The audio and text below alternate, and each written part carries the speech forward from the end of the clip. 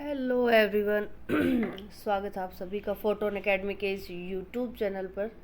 तो आज का जो सेशन है उसमें हम ईयर वाइज क्या करेंगे, सीटेट के जो साइंस के क्वेश्चंस हैं उनको हम सोल्व करने वाले हैं ईयर वाइज। ठीक है, तो ये जो पेपर मैंने उठाया है ये कौन से ईयर का पेपर है? ये है 2024 का। ठीक है, 2024 का क्वेश्चन पेपर है। ठीक है, और इसमें हम क्या करेंगे, एक एक क्वेश्चन को इस तरीके से एक्सप्लेन करेंगे कि जिससे आपका उस क्वेश्चन से रिलेटेड पूरा जो कॉन्सेप्ट है वो रिवाइज हो जाए।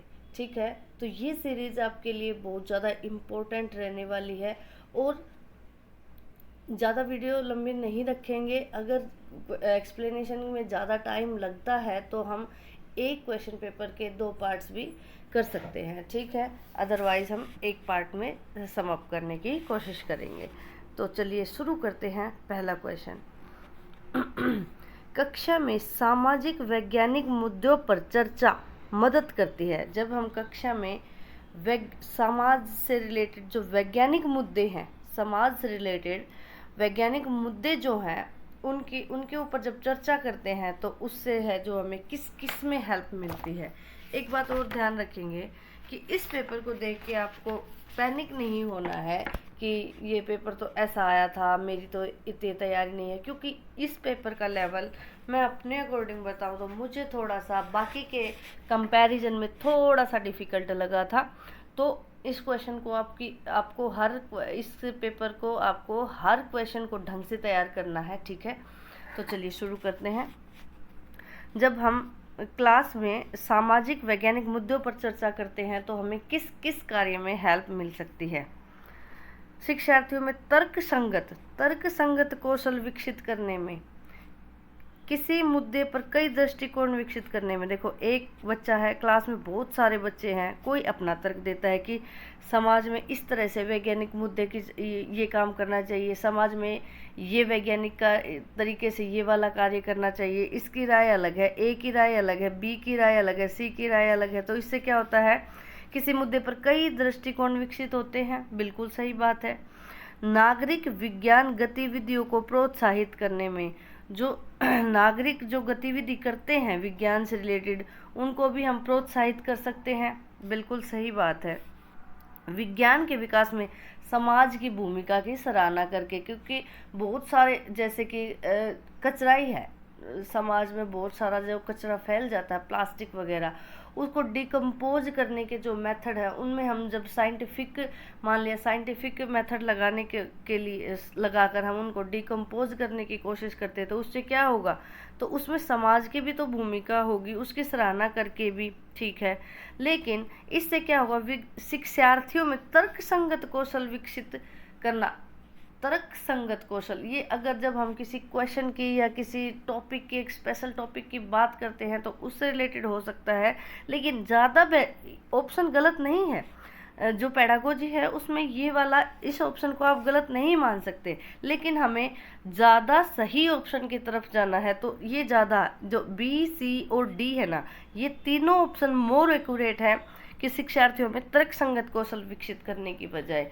तो गलत ये भी नहीं है, लेकिन ज़्यादा सही कौन सा है, बी, सी एंड डी। तो option 2 is the correct answer. तो देखो, मैंने पैडागोजी और सीडीपी को सॉल्व करने के लिए आपको कुछ कीवर्ड्स बताए हुए हैं मेरी वीडियो में। अगर आपने वीडियो नहीं देखी तो आप चैनल पे जाके उस वीडियो को देखिए। ठीक है, जो 120 मार्क्स वाली स्ट्रेटेजी है उसमें, उसके अकॉर्डिंग आज हम इस पैडागोजी को जो कीवर्ड मैंने बताए हैं उन कीवर्ड्स को अप्लाई करके आज की जो पैडागोजी है उसको हम सोल्व करेंगे।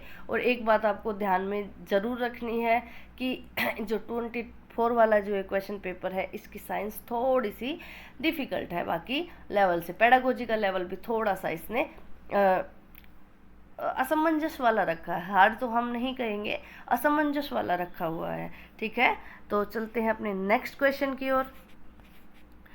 यदि अवलोकन को अवलोकन मतलब ऑब्जर्वेशन जो भी इसमें होगी उसको तो हम बोल रहे हैं ओ। ठीक है, और जो निष्कर्ष निकलेगा, जो इन्फेरेंस निकलेगा उसको हम बोल रहे हैं आई। तो आपको नीचे कुछ कथन दिए गए हैं उनमें से आपको ये बताना है कि कौन कौन से तो ऑब्जर्वेबल हैं और जो है कौन कौन से क्या है अपने पास इन्फेरेंस है। ठीक है, metal oxide are basic in nature, धातु के जो ऑक्साइड होते हैं वो प्रकृति में बेसिक होते हैं। Air expand on heating. Observable, देखो ऑब्जर्वेबल कौन से होंगे जिनको हम डायरेक्ट होता हुआ देख सकते हैं। ऑब्जर्वेबल ऐसी चीज़ें हैं जिनको हम हैपेंड होते हुए देख सकते हैं। ठीक है, तो जब हम मान लो एयर को एक्सपैंड करेंगे तो आप देख सकते हैं क्या उसको फैलते हुए। किसी भी कोई भी बलून ले लो, जब हम उसको मुंह से उसके अंदर हवा भरते हैं तो गर्म होने की वजह से वो क्या होती है, एक्सपैंड हो जाती है। किसी भी बलून के अंदर आप हॉट एयर भरेंगे ना तो वो बलून फूलेगा और वो एक्सपैंड हो जाएगा। ठीक है, तो जो उसके अंदर बलून के अंदर जो एयर थी ना थोड़ी बहुत, वो क्या किया उसने बहुत ज़्यादा एक्सपैंड कर दिया है। तो इसको हम देख सकते हैं होते हुए। तो बी किस में जाएगा भाई, बी हमारा ऑब्जर्वेबल में जाएगा। ठीक है, lime water turn milky on passing carbon dioxide. जो चूने का पानी होता है, जब अगर हम उसके ऊपर से CO2 को प्रवाहित कर दें, CO2 को पास कर दें तो वो उसका कलर कैसा हो जाता है, मिल्की हो जाता है। तो कलर भी चेंज होते हुए, जो लाइम वाटर है उसका कलर चेंज होते हुए भी आप देख सकते हैं अपनी आंखों से। तो ये भी आप ऑब्जर्व कर सकते हैं। तो ये भी क्या होगा, ऑब्जर्वेबल। क्या होगा, ऑब्जर्वेबल। लेकिन देखो फर्स्ट ऑप्शन देखो, metal oxide are basic in nature. आपको कोई मेटल ऑक्साइड दिया, क्या आप उसको देखते ही बता देंगे कि इसका नेचर एसिडिक है या इसका नेचर बेसिक है? नहीं बता सकते। आपको उसकी कुछ केमिकल प्रॉपर्टीज, उस पर कुछ रिएक्शंस करके देखना पड़ेगा, तभी आप ये निष्कर्ष निकाल पाएंगे कि ये एसिड है या बेस है। तो ठीक है, ये किस में जाएगा, ये अपना जाएगा इन्फेरेंस में। नेक्स्ट डी पार्ट देखिए, sodium hydroxide and hydrochloric acid neutralise each other. Neutralise, sodium hydroxide क्या है, बेस है, और हाइड्रोक्लोरिक एसिड एसिड है। तो न्यूट्रलाइज तो करते हैं ये एक दूसरे को, लेकिन क्या हम देख के ही बता सकते हैं? नहीं। जब साल्ट बनता है तो उस साल्ट की प्रॉपर्टीज़ को ही देख के, प्रॉपर्टीज़ को डिस्कस करके, कुछ एक्सपेरिमेंट्स करके हम ये निष्कर्ष निकालते हैं कि जो बनने वाला जो प्रोडक्ट है वो क्या है, सॉल्ट है। ठीक है, न्यूट्रलाइज है, उसके अंदर कोई भी एसिडिटी या बेसिडिटी का कुछ भी निशान नहीं है। तो देखिए B and C go to the observable. B observable में कौन कौन जाएगा भाई, B and C. B and C जाएंगे किसमें, ऑब्जर्वेबल में। बी एंड सी जाएंगे ऑब्जर्वेबल में, और ये फर्स्ट एंड डी जाएगा किसमें, इन्फ्रेंस में। बी एंड सी और फर्स्ट, तो option number 4 is the correct answer. देखो कितना अच्छा क्वेश्चन था, वेरी वेरी इंटरेस्टिंग और वेरी वेरी इंपॉर्टेंट क्वेश्चन लगा मुझे ये। ठीक है, तो चलते हैं नेक्स्ट क्वेश्चन की तरफ। नेक्स्ट क्वेश्चन है बियॉन्ड से फोर्स से। देखो अब देखो, इस क्वेश्चन को बहुत ध्यान से पढ़ना है आपको। एक वस्तु को द्रव A में डालने पर उसका आयतन का लगभग 1/4 भाग द्रव के बाहर तैरता है। एक है ये लिक्विड A, इसके अंदर है लिक्विड A, एक लिक्विड है B। ठीक है, एक ऑब्जेक्ट है कोई भी, जब उसको A में डालते हैं तो उसका कौन सा भाग है, कितना, 1/4 भाग बाहर है। 1/4 भाग तो लिक्विड के बाहर है, तो अंदर कितना होगा लिक्विड के अंदर, 3/4। 3/4 होगा अंदर। ठीक है, अगर बाहर 1/4 है तो अंदर कितना होगा, 3/4। ठीक है, द्रव बी में डालने पर उसके आयतन का 3/4 भाग द्रव के बाहर तैरता है। जब बी में डालते हैं तो बाहर तो रहता है कितना, 3/4, और डूबता कितना है, 1/4। तो किस में ज़्यादा डूबा हुआ है, ए में। बॉडी सेम है, बॉडी जो है, बॉडी को हमने चेंज नहीं किया है, बॉडी जो हमारी है वो बिल्कुल सेम है। लेकिन ए में जब उसी बॉडी को डाला है तो उसका 3/4 भाग डूबता है, और जब बी के अंदर हमने उस बॉडी को डाला है तो उसका 1/4 भाग डूबा है। तो ज़्यादा किस लिक्विड में डूबा है, वो 3/4 में, और कम किस लिक्विड में डूबा है, वो इसमें बी वाले में। तो निम्नलिखित में से कौन सा कथन ट्रू है, ये बताना है आपको। तो अगर देखो बियोंसे फोर्स क्या कहता है, अगर बॉडी का जो वॉल्यूम है, बॉडी की जो डेंसिटी है, आप ये मान के चलो डेंसिटी से कंपेयर करते हैं, बॉडी की डेंसिटी अगर लिक्विड की डेंसिटी से ज़्यादा है तो बॉडी डूबती है, और अगर बॉडी की डेंसिटी कम है और लिक्विड की डेंसिटी ज़्यादा है तो बॉडी तैरती है। तो किस में ज़्यादा तैर रही है, बाहर किस में ज़्यादा तैर रही है, बी में ज़्यादा तैर रही है, और डूब किस में ज़्यादा रही है, ए में ज़्यादा रही है। तो ए जो लिक्विड है उसकी डेंसिटी कैसी हो है, उसमें ज़्यादा डूब रही है तो उसकी डेंसिटी कम है, ठीक है, उसकी डेंसिटी कम है, तो बी की डेंसिटी ज़्यादा है। सही बात है ना। देखो जो ए वाला, कंफ्यूज नहीं होना है, चीज़ को समझो। ए लिक्विड है, ए लिक्विड जो ऑब्जेक्ट हमने लिया है उसकी डेंसिटी सेम है भाई, उसकी डेंसिटी मान लिया सेम है, मान लिया उसकी डेंसिटी है 50 है, मान लो 50 है उसकी डेंसिटी जो हमने ऑब्जेक्ट लिया है उसकी, और मान लिया ए में वो डूब रहा है कितना 3/4 और बी में डूब रहा है 1/4, तो ए में तो वो ज़्यादा डूब रहा है तो इसका मतलब वो ए वाले लिक्विड से तो वो ज़्यादा है,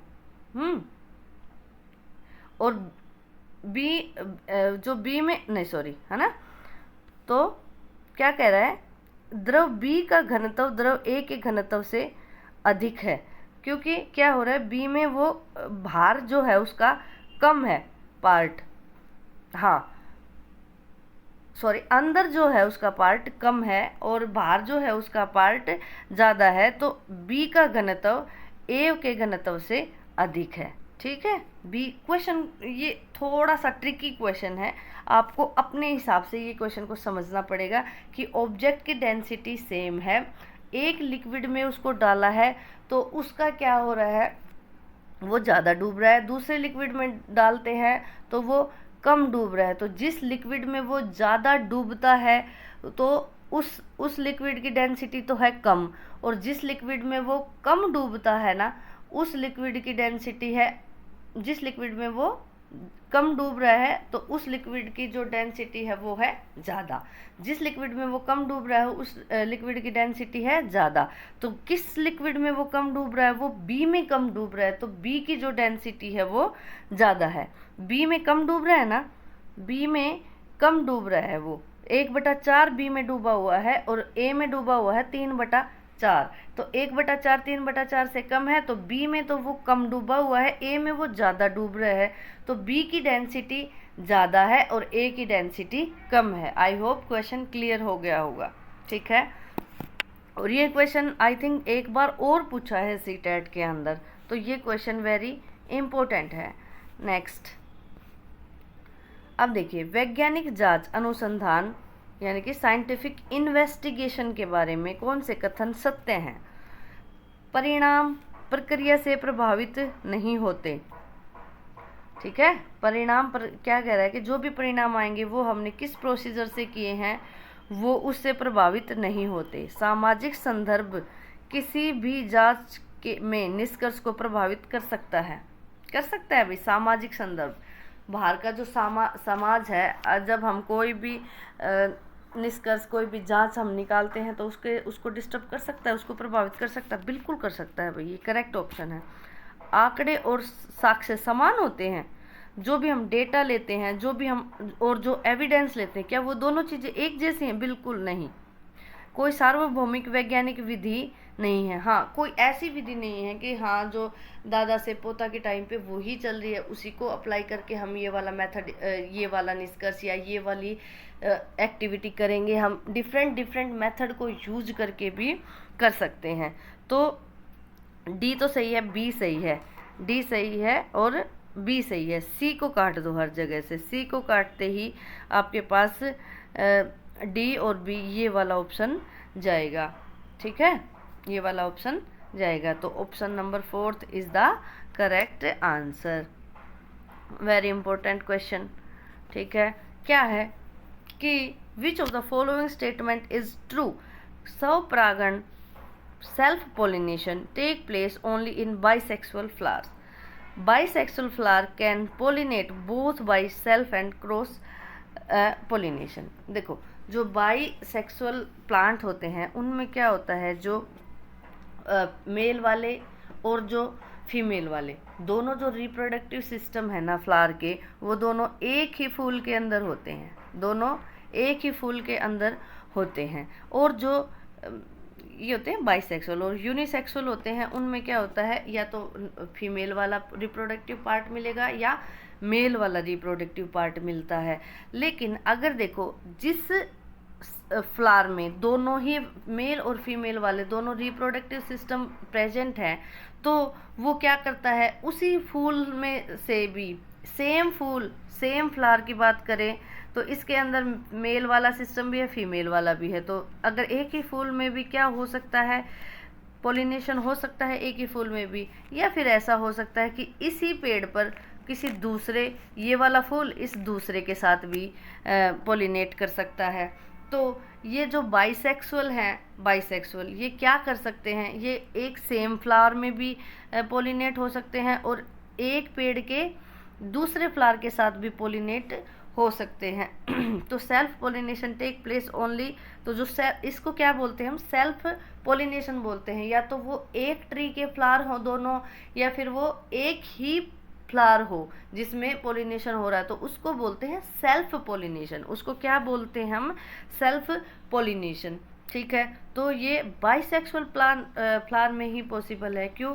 क्योंकि उसी बाइसेक्सुअल फ्लावर का मतलब ही ये है कि उसके अंदर मादा जननांग और जो नर जननांग है वो दोनों अवेलेबल है, जो पोलिनेशन के लिए इम्पोर्टेंट है। ठीक है, तो ये किस में हो जाएगा, ये करेक्ट है बिल्कुल। और जो बाइसेक्सुअल फ्लावर होते हैं वो कैन पोलिनेट, हाँ वो दोनों कर सकते हैं, वो दोनों ही पोलिनेट कर सकते हैं, दोनों तरीके से। वो सेल्फ भी कर सकते हैं, और ये एक फ्लावर है, ये दूसरे किसी पेड़ के फ्लावर के साथ भी तो हो सकता है ना, क्योंकि इसके पास तो दोनों चीज़ें अवेलेबल हैं, नर वाला भी और मादा वाला भी। तो ये दूसरा जो प्लांट है उसके फ्लावर के साथ भी क्या कर सकते हैं, पोलिनेट कर सकते हैं। तो जो बाइसेक्सुअल प्लांट है उनके अंदर self pollination and cross pollination दोनों होते हैं। और जो सेल्फ पोलिनेशन है लेकिन वो सिर्फ और सिर्फ बाइसेक्सुअल फ्लावर के अंदर होता है, यूनिसेक्सुअल फ्लावर के अंदर नहीं होता। तो option A and B are true, option A and B are true. तो देखो जो सेल्फ पोलिनेशन होता है उसकी क्या क्या प्रॉपर्टीज है, उसमें जो विभिन्नताएं होती हैं, जो डिफरेंसेस क्रिएट होते हैं, जब कोई भी जो बनता है बाद में, जो भ्रूण वगैरह जो बनता है बाद में, उसमें क्या होता है, डिफरेंसेस कम आने की संभावना है, क्योंकि एक ही फ्लावर के अंदर से सारे, एक ही फ्लावर के जो उसके अंदर कैरेक्टरिस्टिक्स हैं वो ट्रांसफ़र हो रहे हैं एक ही फ्लावर से। तो उससे क्या होगा कि जो विभिन्नताएं हैं वो कम होती हैं। लेकिन जब हम क्रॉस पोलिनेशन कराते हैं, क्रॉस पोलिनेशन, तो वो दो फ्लावर के बीच में होता है, तो कुछ इसके गुण कुछ इसके गुण मिलके क्रॉस करते हैं, तो कुछ अलग गुण भी पैदा होने की संभावनाएं होती हैं। तो इससे क्या होता है, डिफरेंसेस ज़्यादा होने के चांसेस होते हैं। अगर हम सेल्फ पोलिनेशन की बात करते हैं तो उसमें जो बाहरी एजेंट होते हैं उनकी हवा, कीट वगैरह जो पोलिनेशन के लिए ज़रूरी है उनकी ज़रूरत नहीं होती, लेकिन क्रॉस पोलिनेशन के लिए ज़रूरत होती है। और सेल्फ पोलिनेशन में जो रेट है ना, रेट है पोलिनेशन का, वो बहुत ज़्यादा होता है, क्योंकि इस फ्लावर से इसी फ्लावर के अंदर जो पोलीग्रेन है वो जा रहे हैं, तो उनके जो डैमेज होने के जो चांसेस है वो बहुत कम होते हैं। लेकिन ये जो एक फ्लावर से दूसरे फ्लावर में जब पोलीग्रेन जाते हैं तो हो सकता है कि वो उस फ्लावर तक पहुंच ही ना पाए, रास्ते में ही वो डैमेज हो सकते हैं। तो जो रेट होता है वो इनका कम होता है, क्रॉस पोलिनेशन का, सेल्फ पोलिनेशन का ज़्यादा होता है। तो this is very important question. मैंने आपको इसके सारे फैक्ट बता दिए हैं, तो आपको ये फैक्ट ध्यान में रख के जाने हैं। ज़रूरी नहीं है कि क्वेश्चन सेम पूछे, लेकिन इससे क्वेश्चन पूछ सकता है। ठीक है, नेक्स्ट देखिए जो रेन वाटर हार्वेस्टिंग है, वर्षा जल संचयन के संबंध में निम्नलिखित में से कौन से कथन सत्य हैं? सत्य कथन बताने हैं। यह भूजल का संरक्षण करता है। भूजल का संरक्षण तो करेगा भाई, जैसे क्या करता है, जो पानी जब हमने रेन वाटर हार्वेस्टिंग की तो पानी जो वर्षा का वो धीरे धीरे अर्थ के अंदर भी जाएगा, जो भूमि का जो जल है उसका संरक्षण करता है। ए बिल्कुल सही है। स्थानीय बाढ़ को कम करता है। अगर देखो रेन वाटर जो उसको अगर हम हार्वेस्ट नहीं करेंगे तो क्या करेगा, वो आसपास के इलाकों में बाढ़ लाने की कोशिश करेगा। क्या करेगा, आसपास के इलाकों में बाढ़ लाने की कोशिश करेगा। तो अगर हमने उसका ट्रीटमेंट कर दिया है तो वो पानी इकट्ठा नहीं होगा, तो उससे बाढ़ नहीं आएगी। तीसरा है, यह जल निकासी की समस्याएं पैदा करता है। देखो कितना नेगेटिव दिया है। जल निकासी की समस्या कैसे पैदा कर सकता है, ये तो बहुत अच्छी चीज़ है। इसका उपयोग फसलों की सिंचाई के लिए भी किया जा सकता है। बिल्कुल सही। तो सी को काट दो हर जगह से। आपको ये जो एलिमिनेशन मेथड है, आपको ये आना चाहिए। एलिमिनेशन मेथड से एलिमिनेशन मेथड से ही आप क्या कर पाएंगे, क्वेश्चन को सही ऑप्शन तक आप पहुंच सकते हैं। सी वाला हर जगह से काट दो आपका एक्यूरेट जो आंसर वो अपने आप बच जाएगा। तो option A is the correct answer. Next देखिए, पृथ्वी पर जो हवाओं की उत्पत्ति और प्रवाह के लिए निम्नलिखित में से कौन सा जिम्मेदार कारक है? कौन कौन? देखो, जो हवाएं हैं वो कहाँ से कहाँ प्रवाहित होती हैं, आपको ये पता होना चाहिए। टेम्परेचर डिफरेंस जहाँ पे भी होता है वहाँ पे एयर फ्लो करती है, ठीक है। टेम्परेचर जो ठंडी हवा है वो नीचे बैठ जाती है और जो गर्म हवा वो ऊपर चली जाती है। ये किस वजह से होता है? टेम्परेचर डिफरेंस की वजह से। तो अगर हमारी जो अर्थ है वो एक जगह पे ज़्यादा गर्म है, एक जगह पे ठंडी है, तो क्या होगा, हाई टेम्परेचर से लो टेम्परेचर की ओर जाएगा ना हवा, तो पृथ्वी जो है वो असमान रूप से अगर गर्म होगी तो वो हवाओं की उत्पत्ति के लिए जिम्मेदार है। ए सही है। महासागरों का असमान रूप से गर्म होना वो हवाओं की उत्पत्ति के लिए ज़रूरी नहीं है। वो किसके लिए ज़रूरी होता है? वो मानसून के लिए ज़रूरी होता है। पृथ्वी और सन के बीच की दूरी नहीं, इससे भी कोई फर्क नहीं पड़ता है। तो पृथ्वी पर गुरुत्वाकर्षण बल, हाँ, जो ग्रेविटेशनल फोर्स है अर्थ का, उससे इफेक्ट होती हैं जो एयर की क्या है, जनरेशन है। तो A and D is the correct answer. A and D is the correct answer. Option 2 is the correct answer, ठीक है। Next question, this is very very important question, very very important. एक होता है देखो filament, एक होता है filament और एक होता है फ्यूज वायर। दोनों में कंफ्यूज नहीं होना है, बिल्कुल ध्यान से पढ़ना है कि फ्यूज वायर की बातें पूछ रहा है या फिलामेंट की बातें पूछ रहा है। देखो जो बल्ब लगा होता है उसके अंदर आपने एक बिल्कुल सा ब्लैक से कलर का एक पतला सा वायर देखा होगा। ये इस तरह का वायर जो बल्ब के अंदर लगा होता है।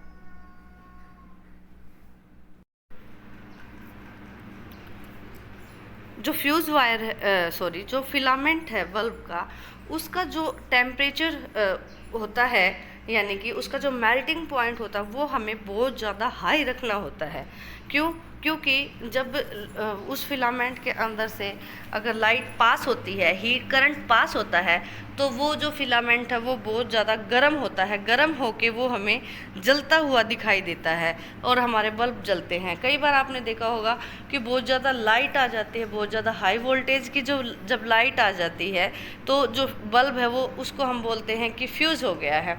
तो उसमें क्या होता है, उसमें जो फिलामेंट लगा होता है वो मेल्ट हो जाता है और उसको हम बोलते हैं कि बल्ब फ्यूज हो गया, ख़राब हो गया है।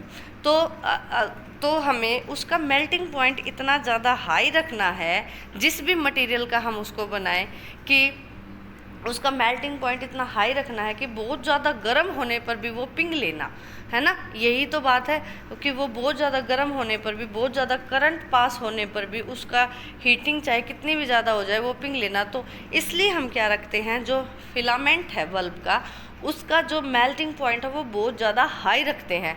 और रजिस्टिविटी हमें हाई इसलिए रखनी पड़ती है क्योंकि ज़्यादा रजिस्टेंस होगा तो हीटिंग इफ़ेक्ट ज़्यादा होगा। आपको पता है कि हीटिंग जो इफ़ेक्ट होता है, हीट जो प्रोड्यूस होती है वो रजिस्टेंस के डायरेक्टली प्रोपोर्शनल होती है। हीट जो है वो रजिस्टेंस के डायरेक्टली प्रोपोर्शनल होती है।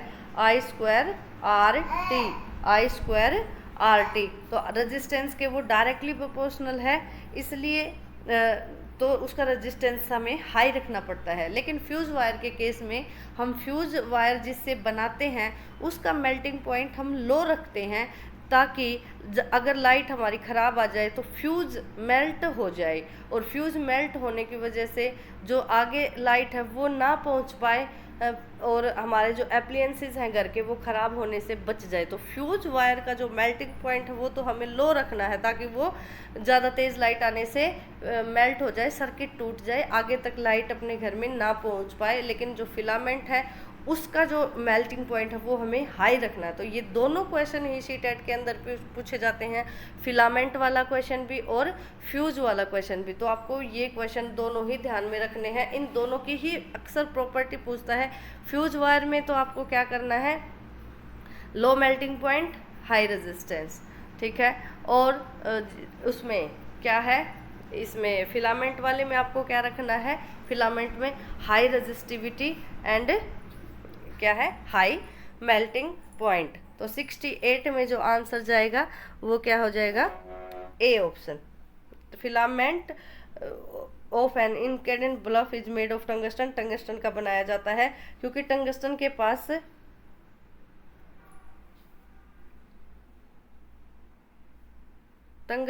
पास इसने क्या ऑप्शन लिया है, क्योंकि उसका मेल्टिंग पॉइंट बहुत अधिक और रेजिस्टेंस हाई होता है। इसने क्या बोला है, उच्च, हाँ हाई ही बोला, sorry, low resistance and high melting point. तो इसका आंसर जो जाएगा वो both A and R true and R is the correct explanation. इसका आंसर ये होगा। तो ठीक है, जो क्वेश्चन आगे के जो क्वेश्चन हैं वो नेक्स्ट पार्ट में लेके आएंगे। वीडियो ज़्यादा लंबी हो रही है इसलिए हम उसका नेक्स्ट पार्ट लेके आएंगे। Thank you. वीडियो को लाइक करें, शेयर करें एंड चैनल को सब्सक्राइब करें। Keep watching.